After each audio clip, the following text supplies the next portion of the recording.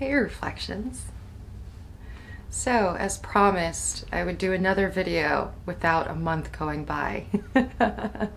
And that's because my third eye visions and lucid dreams and other altered states of consciousness have been very active recently. I've also been having a few paranormal experiences. And I know after the years that go by, this is all supposed to be really normal to me. But when you feel an energy that is outside of you, that is either an entity or a spirit or whatever, it never feels very, oh, this is really natural. Like it always, for me, is something that I have to get used to. And explain to myself in my own mind or try to comprehend or grasp. But yeah, I'm still trying to figure that out. So I don't know if I'm going to talk about it in this video. But in this video, I'm going to be talking about a few experiences that I've had in those altered states, how I got into those spaces, and a lucid dream report, actually, a trip report, an LSD trip report. So yeah, first things first, I didn't expect anyone to see that 10-second clip because that was for Google Ads. I was placing an ad. That was my response to YouTube saying that psychedelic channels and channels about the stuff that I do videos on are not advertiser friendly, and that was my response, and I want my advertisement on those channels. So yeah, doing what little part I can with the shoestring budget that I do have. And this is all really a learning experience for me.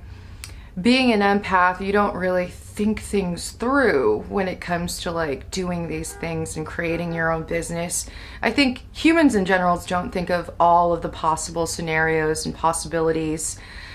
And for me, what's been a learning experience is knowing how much this is kind of like an interpersonal communications thing where I have to constantly exchange energy with people.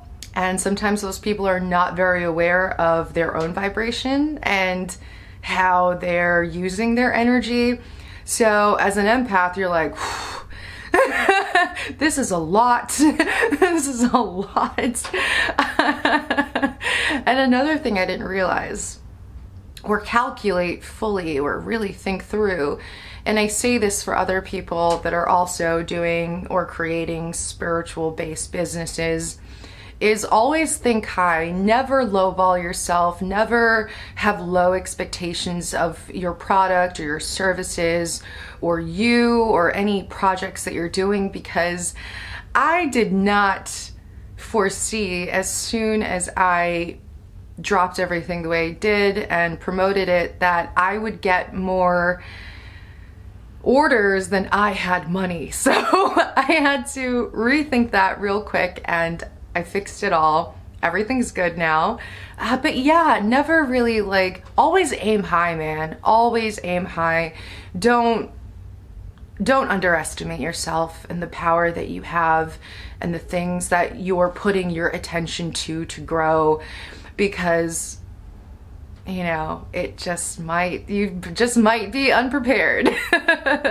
Anyway, so also doing these videos have become a little bit difficult. My experience is not being isolated in the woods in a cabin away from civilization. That's not my experience at all. My experience is living in a highly densely populated, high crime city with a lot of noise and a lot of stuff going on. So that's one thing. I always trying to be mindful of the noise factors, the lighting, everything. And if the energy isn't there, if the sound isn't there, then I just have to try and try and try, and this is literally like my 100th time trying. I already did a video twice, didn't like it because there was so much background noise.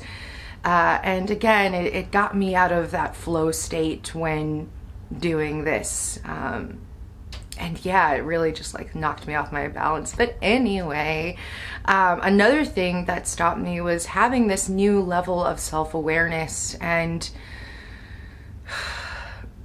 life becoming way more psychedelic, even this experience becoming way more psychedelic, looking into this camera lens and it just being psychedelic, and I don't even need to be on any mind-altering substances, but to get at that place just doing this, yeah. Yeah. That's why it's also been hard, but I like to do this because this is kind of like my mind/dream journal, and me expressing my experience and that little time capsule within that moment in time, you know, and just looking back at this when I'm older. And also, you know, since I've been doing this, I've established a lot of real authentic relationships, and I know a lot of you guys since I first started, and I follow you guys on social media, so it's kind of just like you've had this really just authentic soul bond with people, and it's kind of just like sometimes I just want to come on and just say hi, I love you, I miss you, here's what's going on. So if it takes me a while to get to the point, it's kind of just like getting back in touch with old friends, and I have eternity. I'm in no rush. But anyway, so on to today's topic. Let's see. I have a few visual representations of the things that I'm talking about today. And the first one, I waited a few days to draw, but the second one I drew out really well, and it was fresh in my mind because as soon as I had that experience, I immediately got up and started drawing it. So I feel like that one really represents or conveys the message that I was trying to when I'm illustrating these experiences. So the first experience, and all of these experiences, well, besides the lucid dream, all of these experiences I've achieved through using theta waves or theta frequencies, or I guess you call them binaural beats. But I use that with headphones on, and I guide myself into what I like to call sleep meditation. And this is when you guide yourself into no thought. So the gaps between thought, nothing, dead, death, silence, sleep. That's why sleep and death are very much one and the same for me, because that's where you have to go. Just no thinking about what you did, no thinking about problems, it's just you turn off. You turn off the mind and you go blank. That's what I like to do. So yeah, again, I use theta frequencies for this. And what I first see when I have these altered states, hypnagogic hallucinations, whatever you want to call them, it starts off as what I see are little organisms, like organisms, like on a petri dish. That's exactly what it looks like. That's what I see. At first I thought they were little squiggly lines. At first I thought they were like bugs. I didn't really know, but they just look like microscopic organisms. That's what they look like. And sometimes there'll be flowers, vines. Sometimes there'll be little squiggles or swirls that form a picture, a moving picture within my mind's eye. So the first one, it started off as organisms, and it was cloudy. It's always misty when I see these things in my mind's eye. Another thing that I always say to look out for is the yellow and purple swirls. You see that, or I will see circles within circles of yellowish green and bluish purple. And this time around, it was a flash. That also happens. So it could be a flash that you see. It could be like little organisms turning into certain things. But this time around, it was a flash. And then I see the smoke, and I see what looks like a blue light being forming right before me in my mind's eye, made out of particles. And while this was happening, I also want to say, before that flash, before all of that, I saw these black and white pixels, what look like microwaves, within the background. And then this being formed, and it was just like a slow cluster of particles forming, just vibrating all, making this one solid form. I don't want to call it anything. I don't want to call it an ET. I don't want to call it an entity. I don't want to call it whatever. It could be me. In the future, it could be me. It could be anything. That's why I don't want to put any labels on it. What did I get out of the situation or this experience? Well, first, because I saw the organisms, and then, or the little, they look like little organisms in a petri dish. And then I saw the particles. It just made me, again, goes back to the whole quantum level of reality and how we are all made out of these subatomic particles that are basically just balls of energy vibrating, creating this one, what seems to be solid form, but actually isn't. And it just made me, for some reason, when you have these experiences, your mind always goes to these like intuitive thoughts, and what I was thinking at that time was energy, frequency, and being mindful of the fact that you were just made out of balls of energy and how to direct that energy. The second hypnagogic hallucination, again, happened while I was using theta waves, and this was actually after I had a very productive day. And I'm the type of person where, again, recently I went from healing and not really doing anything to a year and a half later doing so much and being really busy that in the morning time, right before I wake up, I take that hour and a half to just be by myself in those theta frequencies, really getting in touch with oneself, really getting in touch with one's divinity, and being centered and just feeling your awesomeness. Feel your awesomeness. Feel that stillness. Feel that divinity. That's what I like to do. So that really gives me the alignment or the energy that I have to go and be productive and do, you know, the things that I have to do. But this day, I was just doing too much. And when you try to overexert yourself spiritually, emotionally, when you're doing too much, when you have a lot on your plate, when you're dealing with other people's energies, you could burn out really quickly. So it's very important to exercise self-love and to just do nothing.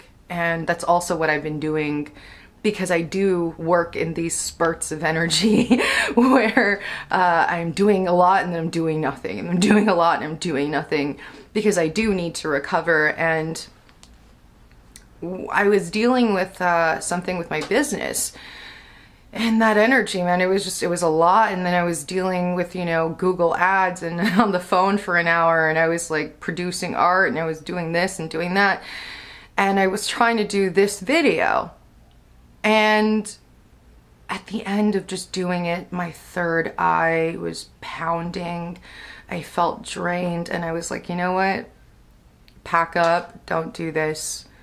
Let's just chill and figure it out the next day. And that's exactly what happened. The next day, after a full night's, you know, rest and eating good foods, eating alkaline foods, just resting, maybe a salt bath, maybe an herb bath, you know, with the crystals and everything, and candles. And again, I use theta frequencies in my bath with candles and crystals and herbs and salt and all of that stuff. And it just, like, I do that at least twice a week just to ground myself and to, again, practice self-love and self-care.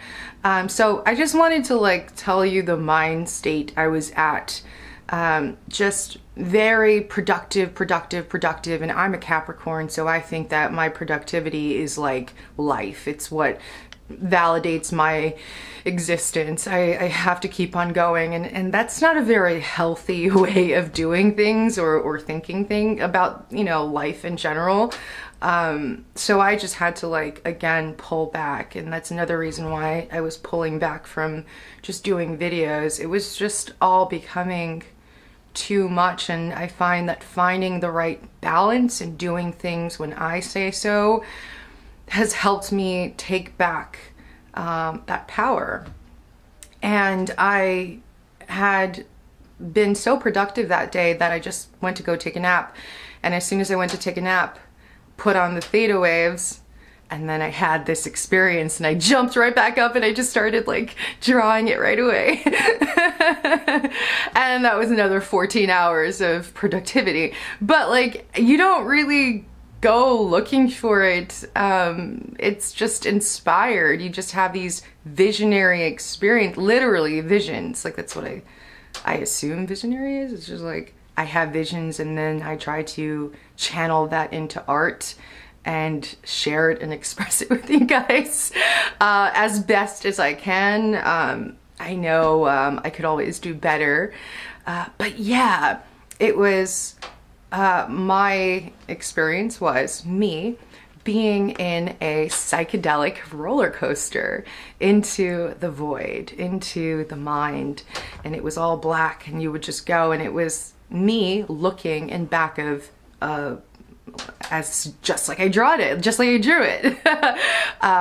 looking at the heads of two people, and it was like a cartoon. That's why I drew it very cartoony, because it was like a cartoon, and you could see the person's hair, like, in the wind, like waving a little bit, because the wind, as they're going up into the peak of the roller coaster, and I'm seeing them go at the peak of the roller coaster, and as soon as they're at the peak, they're just going, and, like, I'm there, and it becomes not the people, it becomes my consciousness going through this roller coaster into the stars. And the reason why I use the stars and galaxies and stuff like that in my backgrounds a lot is because I see a lot of stars, shooting stars, galaxies, constellations, the sun, the moon, checkerboard themes, chess themes, stuff like that. So that's why I put that in the background. But it was just like going into this roller coaster of, like, a fractal in space, like this interdimensional space that you're just, like, going into this roller coaster ride. And at first I took it as a bad thing. I'm like, well, maybe it's me. Maybe this is my subconscious saying that my life is a roller coaster, and that's a bad thing because most people have stability. Most people, you know, lives aren't really a roller coaster. And again, I'm comparing my experience to another and thinking of how weird and abnormal and different I am. But in actuality, life in general is a roller coaster. You take chances. You don't know where you're going. It's exhilarating. It's thrilling. And it basically taught me to relax, let go, and enjoy the ride and evolve, which is what I put in the black tunnel. Was in binary, I think that's Braille, ASCII or ASC2 communication. I saw this binary Braille dot thing everywhere as I'm like going into the void. And I wrote in there evolution because all of my experiences point back to the evolution of consciousness and the human. So yeah, that was my second experience, and I just decided not to be too hard on myself and take it, you know, as an insult that my life is just a roller coaster, because the psychedelic experience is a roller coaster. All right, so the camera just cut off. Yeah, the psychedelic experience is a roller coaster, and I remember seeing that in Dr. Rick Strassman's video where he asks his patients before they do DMT, do you like roller coasters? And if they said yes, then they're like, okay, they might be into this. If they said no, then they're like, ooh, they might not be into this. But for me, especially when I have these hypnagogic visions or these altered states, whether that be in the psychedelic chemical plant family or in my own mind endogenously through meditation and lucid dreaming and astral projection, which I do more so now.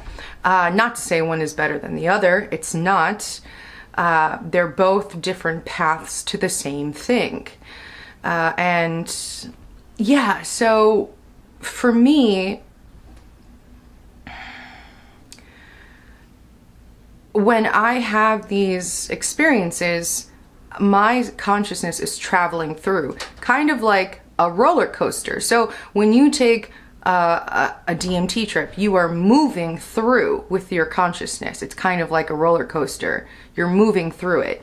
When you're blasting off in DMT, when you're blasting off, you know, in the mushroom space or the LSD space, a lot of the times there's a lot of movement and you're just like, I'm not moving, but my consciousness is moving, if that makes any sense.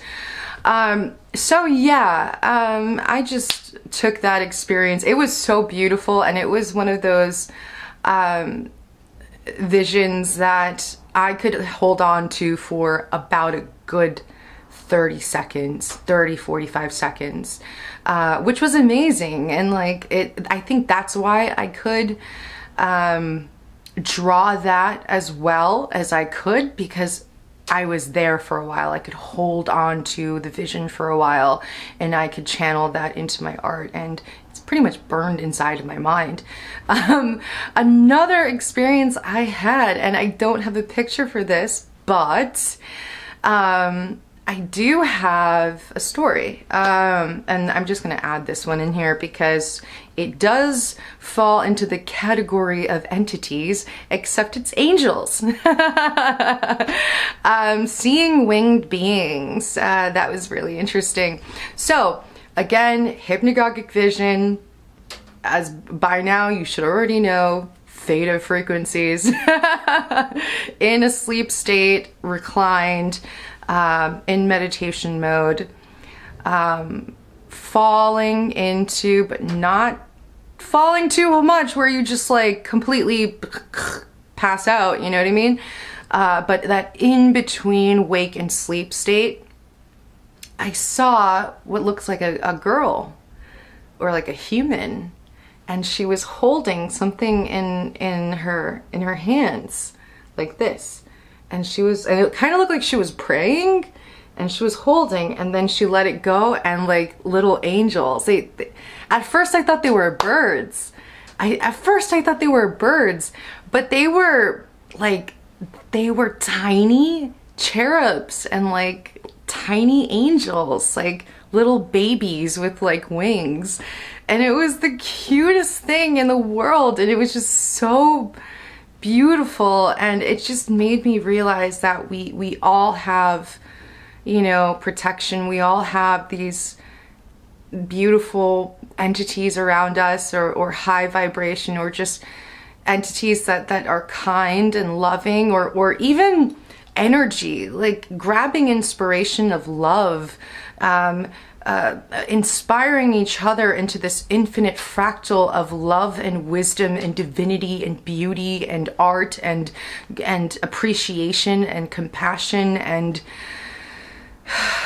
growth. You know what I mean? Like, we all have angels within inside of us. And the fact that she was praying, it almost looks like she was in prayer. And because of those prayers, I don't know to who, I don't know to what, but these like tiny little angels were like all around her and by her side, and it was just so beautiful.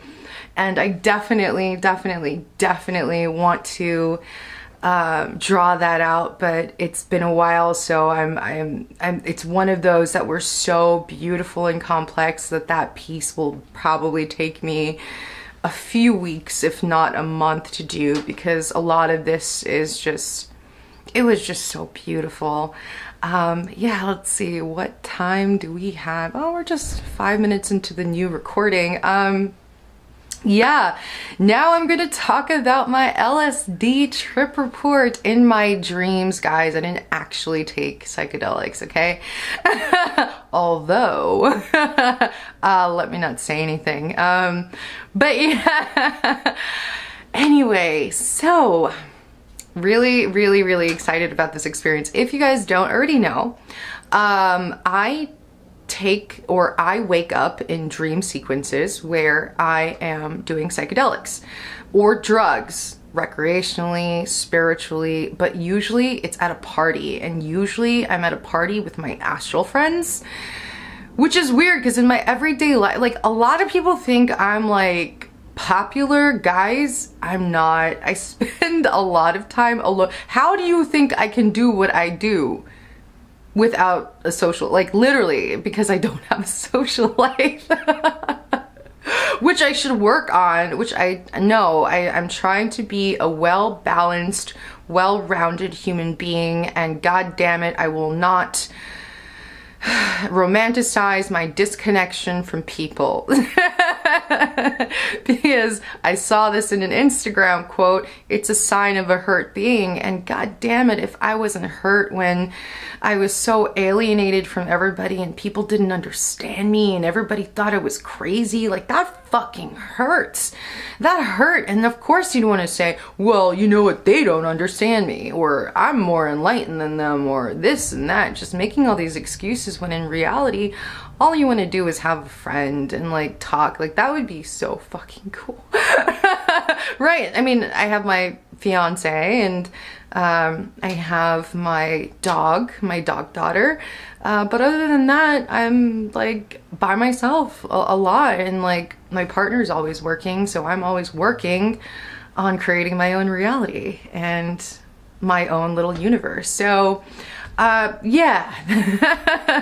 The moral of the story is people think that I'm way cooler than I actually am. Guys, you can project whatever the fuck you want on social media. That doesn't mean it's the truth. The reality of the situation is I'm by myself a lot. I don't really interact with a lot of people, but I use a lot of the interactions within my everyday life to learn from. But in my astral like self, I am like poppin'. Like, I have a lot of friends. I have a lot of astral friends, and I'm constantly partying, and I'm constantly doing a whole bunch of drugs in these parties where I'm just like, what the hell is wrong with you? Normal, everyday, waking Samina, she wouldn't do that. Like, I'm even cautious when it comes to marijuana. Like, that's how cautious, because I take Ormus, so I can't really fuck around and like just take things and like do whatever, because again, Ormus and that shit is no joke. Especially when you mix it with other stuff.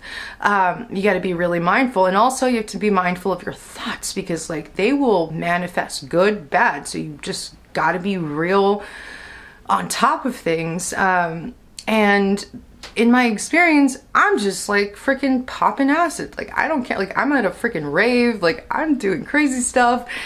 And this is where it got weird, guys. This is when the whole Inception scenario came about, because I'm just like, what the fuck? Sorry, excuse my language. When you're having experiences like this, you're like, what is reality? Like, are dream spaces alternate dimensions? Are they alternate realities? What's going on here? Like, I'm just trying to freaking figure this out, because I had this experience where I took acid in my dream space and I became lucid once I dropped the acid. Like, as soon as I put it in my mouth, I became aware that I was in a dream. And that's not where the weird shit stops. I had deja vu. I had deja vu in my dreams. And it was remembering that I was dreaming, remembering the psychedelic experience, remembering I've been there before.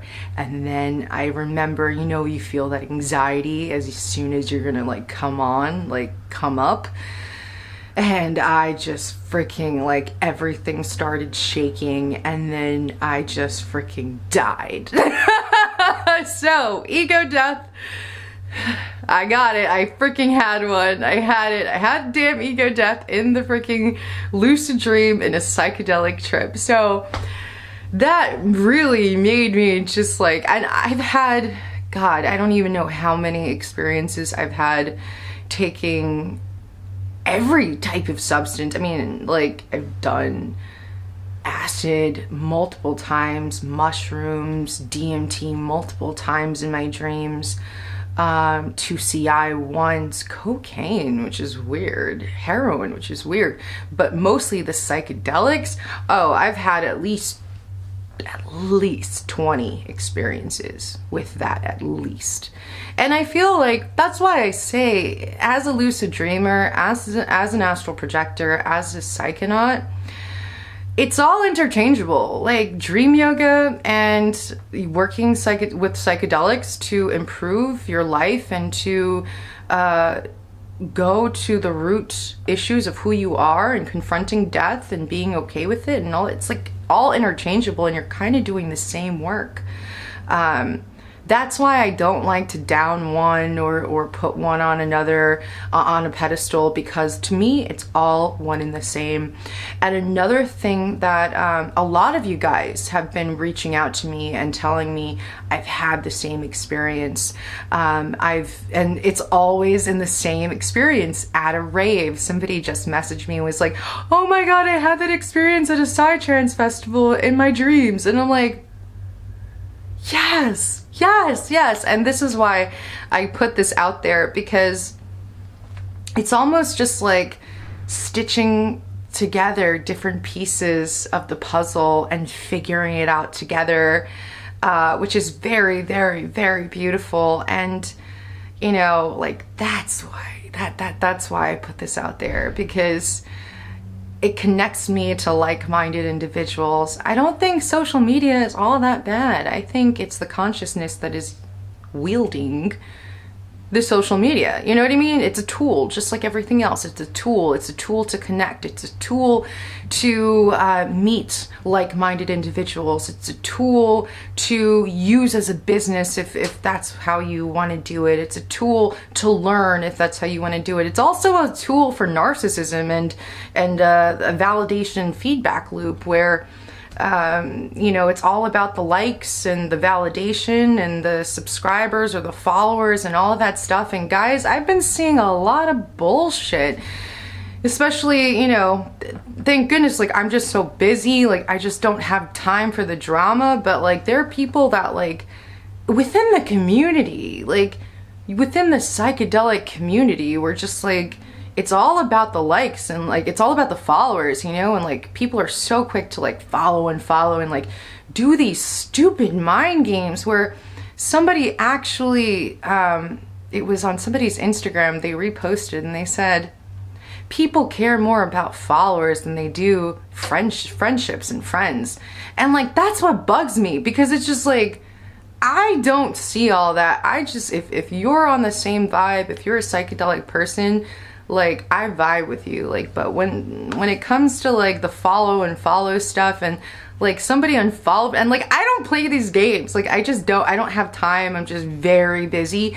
But it's so sad that you see people think that way, and I try to always get something out of the situation. I'm like, how does that, you know, vibe with me? Like, how is that an aspect of myself? Because if everybody is truly a reflection of you, everything is an aspect of you. And I always try to learn. Like, there was this one experience where like, somebody like unfollowed, and like, I just like, I saw and I just like unfollowed them back, whatever, and they followed me back, and then like, me being a kind person, I followed them back, and then they unfollow me, and I just block at that point. Like, I don't have time for these goddamn mind games, guys. But yeah, that's what I mean. Like, it could be used to elevate and to bring people together and to share information, but it could also be used for our own vices and demons and bullshit and mind games. And like, that's why I have a very different view on social media now. I use it to connect with people. I use it to share information. I use it to express myself artistically.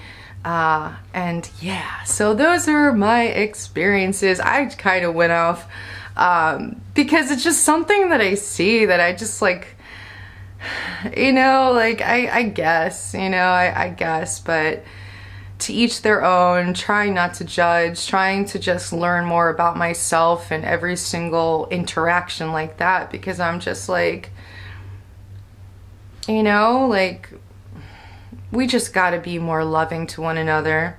I know that sounds so like wook and like hippy dippy and stuff, but guys, I do realize that we gotta protect our energy, but at the same time, like, if we only just came from a more like, I get you, man, like, you're suffering, I'm suffering, we're all suffering, this sucks.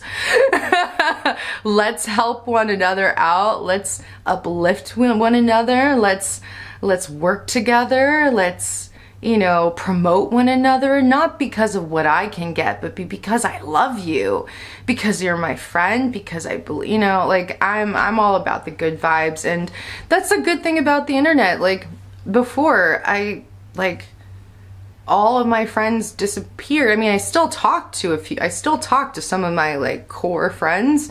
Hell yeah, I still, you know, talk to you, my cousin Aston, I talk to him all the time. You know, Karina, like one of my best friends, still in contact with them. But it's just like, they're so far in between, and like, you never see them, and like, you just feel so lonely. And ever since I've been doing this, like, even though I'm alone, like, I have my internet friends, and like, and that's made actual friends in real life, and that's brought opportunities, and like, I see my life changing, and I see how much, when I get outside of my comfort zone, how much I can do. And yeah, that's why, no excuses, man. No excuses for being an unkind human being. No excuses for low, you know, just like dense energy. No excuses for my own bullshit, projecting that out onto other people. You know, I'm trying to not make excuses anymore, and to really owning that shit. And I think when you heal yourself, you can begin to own that shit and just be happy, you know, just truly be happy. And in that love state, I know this sounds so hippie-ish, but if anything, that's what that experience with the angels taught me, that hypnagogic vision. That's what the experience with the blue light being taught me. And when I had that experience with the acid, when I woke up, I was just so damn happy to, like, everything was normal and to be alive, that you just want to express love to everybody around you and to just take every day for what it is, not to take it for granted, you know, and to seize every moment of it. Like, that's what I've been doing, that's what I've been learning. And to just drop all the self-limiting beliefs, man. A lot of stuff that I've just having to been just dropping, like a bad habit, even bad habits, you know, using too much entertainment and not producing enough art, you know, becoming more disciplined, being very mindful of what I put in my body, being very mindful of my energy, there's just so many layers of understanding of oneself. Anyway, reflections, yeah, that's what I've been doing. I've just been chilling the interdimensional space. And no really negative experiences that I have to really, like, talk about. No negative. I've been things that I do, I reconnect with my higher self right before I go to sleep. That's always been helping. That's another thing I've been doing recently, reconnecting with my higher self as I'm going into that sleep meditation state, or even sleep in general, protecting myself astrally, connecting with my ancestors, doing like this little, you know, I say I'm only going to connect with high vibe, high frequency energies, just really setting the intent of my death or sleep state. And I think it's time to go, because that was the second time my thing stopped working. It cuts off after 20 minutes. Anyway, reflections, I hope that you got something out of this. I hope that you guys are doing awesome. You are not alone.